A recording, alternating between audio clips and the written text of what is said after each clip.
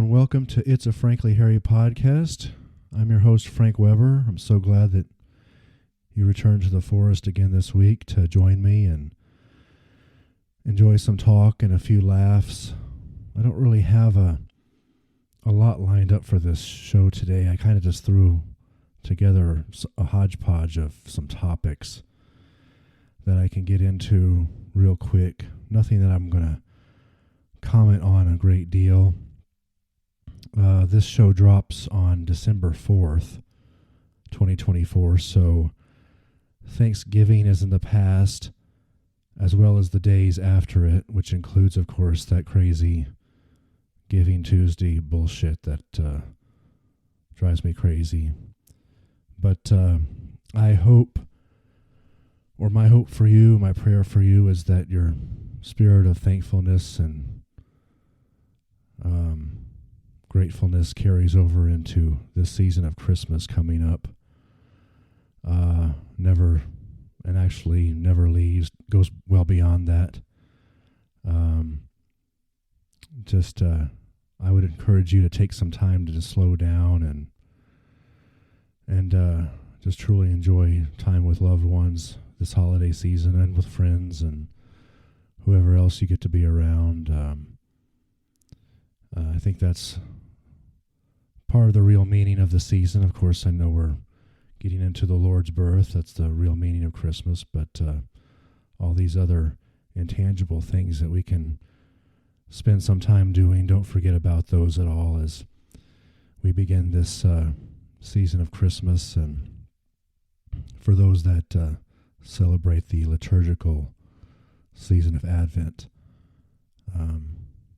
Anyway, I'm looking forward to it anyway. I finally got my Christmas decorations up in the front, and in fact, that's in a written article that came out yesterday, so by all means, check that out.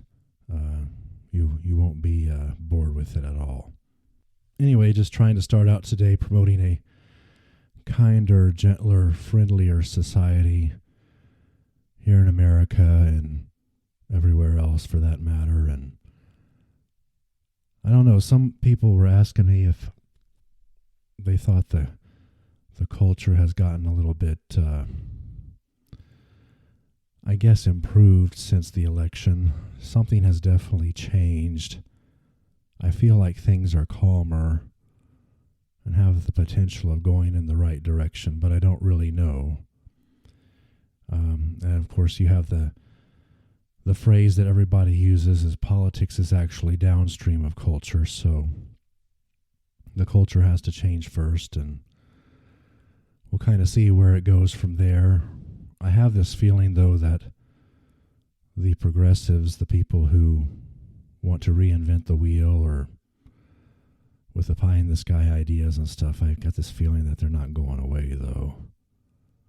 But I'm definitely encouraged, and I hope you're encouraged as well.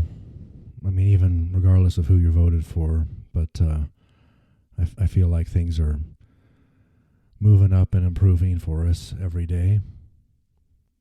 I don't know if I mentioned it on this podcast. End of October, I went down south, down to the farm that my brother and I own, and excuse me, I got to see my Aunt Joyce and Uncle Freddie down there, and it was great visiting with them. Hi, Aunt Joyce, Uncle Freddie. Happy Thanksgiving. Merry Christmas. I'll talk to you again soon. And also got to see my friend Martin in San Antonio. I think I may have mentioned that in an article. I don't know whether I mentioned it on here, though. But anyway, my wife and I went down to the farm there, and it's been plowed over. The corn has been harvested and everything, and of course they're doing a lot of construction there on Interstate 10, and they've made it impossible for us to actually turn into the former driveway of the farm, so we had to park way down at my cousin's electrical shop there and then walk the whole way in. It was a little bit of a walk, and it was a warm day, and my wife has this crazy obsession with the pecans down there. There's still a pecan tree, but I don't think it's producing. And it's also kind of, now it's better obviously with the crops harvested and everything. There's not as much place for things to hide, but I did see some mice in the fields, and of course where there's mice there's also snakes. And it's crazy to me, all the years that I went down there, I don't know that I remember ever seeing an actual rattlesnake. But my brother says they're so prominent down there, and they should be, of course, because they have, plenty of foods down there. But anyway, my wife wasn't heeding the warnings and stuff and was still trying to walk through some of the uncut areas where the grass was taller and stuff. And I hear that's a real nightmare if you get bit by a rattlesnake, not just because you might die, but the antidote is extremely expensive. And I don't know if these damn insurance companies are actually covering it or not, but anyway, she wasn't listening to me, and she still went through the tall grass and still wanted to get some pecans, but the thing is, like I said, it's not producing, so we didn't get any pecans either.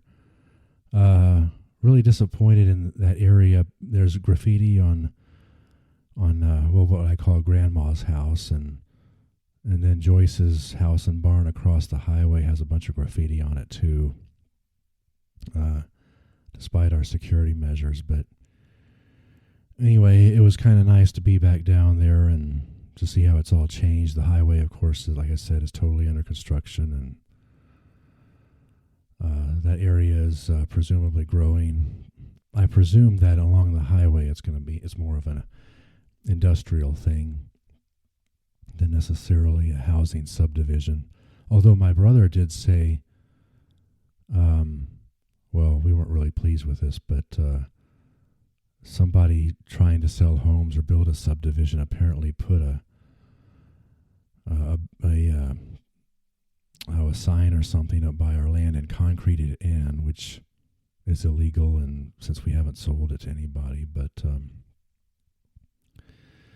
anyway, I just thought I'd share that with you, my friends. In some ways, the area hasn't changed that much, but in some ways it has. And I just thought I'd share that a little bit about my old stomping grounds. The other thing that I would get into, or one of the other things, actually, like I said, I have a list here, but so this drops on December 4th. I may, on December 2nd, the Monday before this, have jury duty. We'll see how it goes. In years past, I would try to get out of it like most everybody else does, but if they don't cancel it, I'm actually kind of looking forward to going just to see what kind of experience it is and what kind of case it is. I believe it's in a district court here in the county that I live in. I know you're saying to yourself right now, like, you're crazy, Frank. Why do you want to go to that? I mean, you're not going to make a whole lot of money, most likely, since they pay diddly squat over there. But I don't know. Outside of voting, jury duties are other civic duty, and I just think it'll be interesting to experience at least once. There's a lot of things that I still want to do in my life, and I'm not saying that I necessarily want to do jury duty, but I want to have a well-rounded life. Just like people talk about getting a well-rounded liberal arts education or something of that nature in school. Well, I want a well-rounded life. Let's go ahead and do jury duty, and of course, if God's willing and it continues and we actually get to meet, or they pick me and stuff, then we'll see how it goes. But anyway, I'll try to give a report on that next week if I can, and tell you how it went. Maybe it takes up the entire show for all I know, but anyway, I can't say I'm super excited about it, but that is one of those things that should be experienced. I think we all have dreams and goals and desires. Not that saying jury duty is one of them, but there's always new stuff we want to do and try. And well, that's not at the top of the list. It's there. So I just wanted to share that with you real quick. I know you think I'm crazy, and probably want me to shut up and move on to the next topic here. So, well, I have to make this mention here. I was a little touched and saddened by this, but yesterday, as I record this, that would have been November 24th, Lexi Thompson played in her last, I guess, official competitive LPGA tournament. And while she wasn't in one of the final groups near the top of the leaderboard, they did take time to cover her very last putt and interview her. And I think she's still doing a charity thing in Naples here in a couple of weeks. And really sad to see her go. I think she's one of my favorites. Good character, good player. Been different competitively in recent years, but now she's retiring. It's her choice. I notice a lot of these individual sports, like golf and tennis, the most competitive players are usually in their 20s or possibly even a little bit younger. It's kind of, there was always some sort of a cognitive dissonance with that, because when you grow up in school, when you talk about various games and sports, they always tell you that golf and tennis are lifelong sports. And it always wouldn't make a lot of sense to me when people would retire in their 20s or maybe early 30s, before even some of the team sport athletes would even retire, football especially, which usually has a fairly short career. But they'd always retire at a young age. And of course, some of them, like the men's tour, has the senior PGA Tour, or I think the politically correct official name now is the Champions Tour. And they're competitive with each other, but the assumption is that they wouldn't be very competitive, with the younger bucks that are out there now. So I always thought that was a weird anomaly. Lifelong sports, but the window for true competitives or peak game is pretty young. But anyway, I love you, Lexi. I love you as a fan, of course, and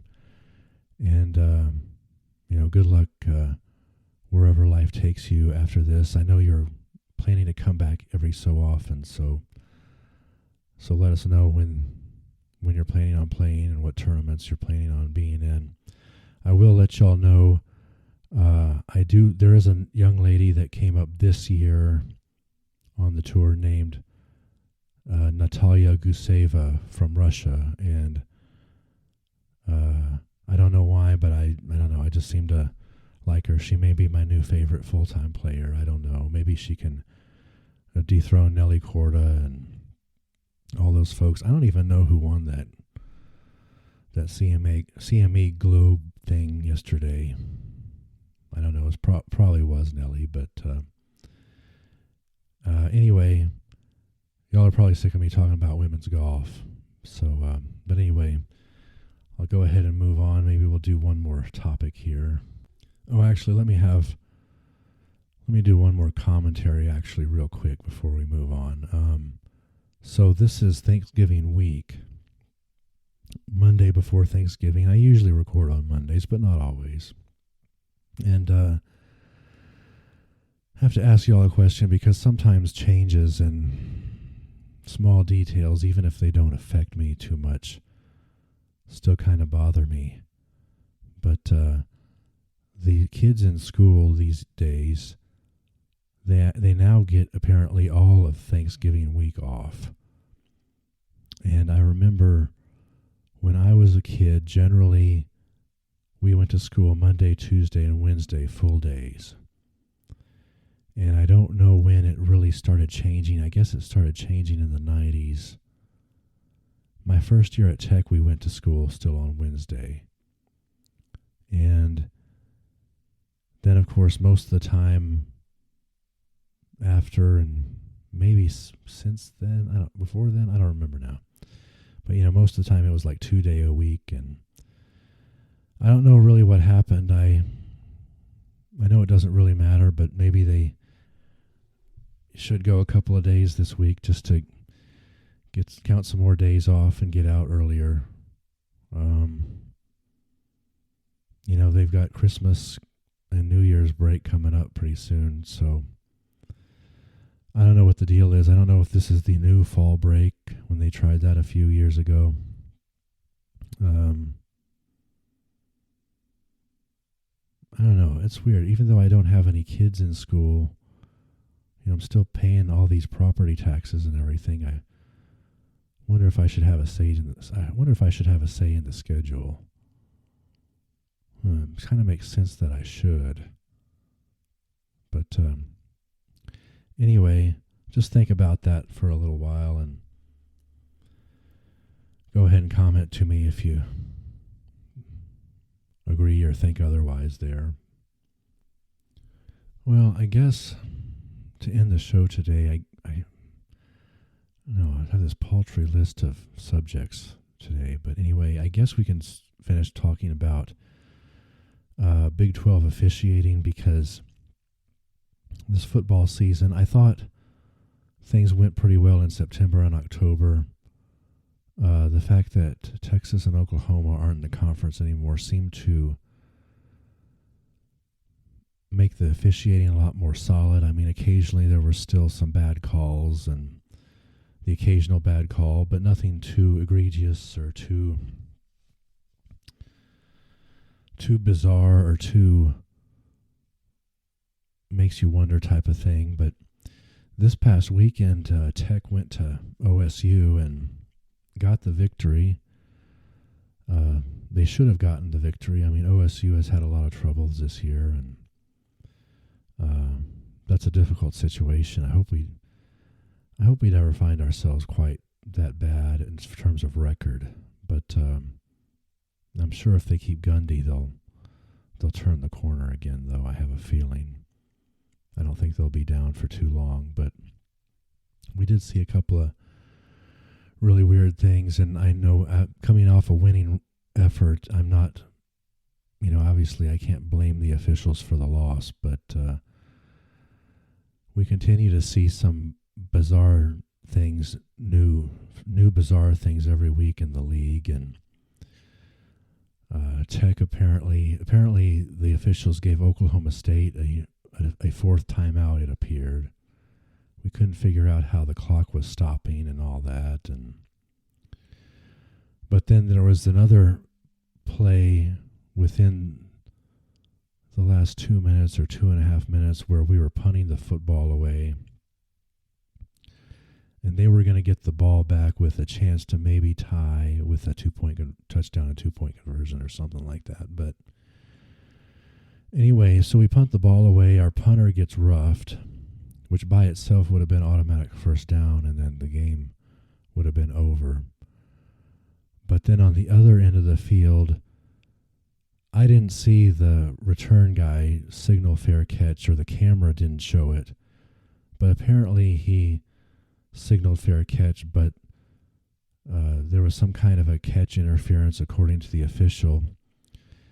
And then he apparently was tackled, but then he got up and started running with the football. So if you're calling a fair catch, but then you're still running, something is off anyway. They wound up calling offsetting penalties. I don't know. I'm not really sure about the rule book. They change all these rules every single year, and it's difficult to know. That we wound up having to replay the exact same fourth down again with no change in yardage. It reminded me of that time where that bozo Randy Crystal, I was watching the game on TV. I think we were playing Baylor. And he said, well, we'll go 15 one way and back 5 the other way. And I'm like, I don't think that's how you do it. I think they offset and you redo it. But that was some years ago. Just remembering all these memories. Anyway, the point is, we're not really sure sometimes if the Big 12 officials are bought and paid for in order to manipulate the outcome of these games, or if they are just incompetent.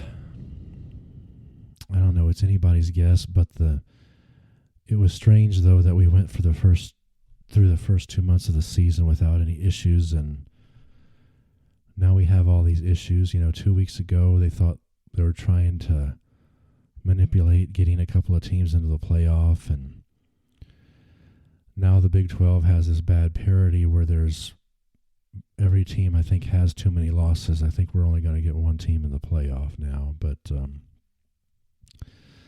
conference is mediocre and fairly just kind of in the middle, generally speaking. I don't think there's anything pretty remarkable or standing out about it this year, but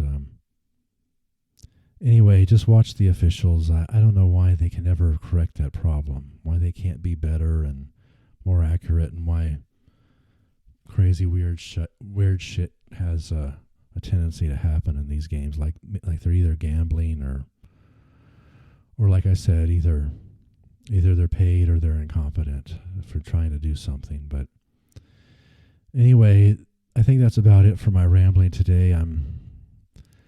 I've been thinking about a lot of things in my life, and of course still thinking about what I want to do with this podcast, get some guests on here. I think guests would make things so much better. But I'm also, thinking about doing some other things outside of Substack and what have you, maybe a new career or something like that. So keep me in your thoughts and prayers. Let me know how you're doing as well, and I can do the same for you. So without any further rambling or delaying, I just want to thank you again for joining me here in the forest on It's a Frankly Hairy podcast. It's your host, Frank Weber, saying so long till next time. Bye.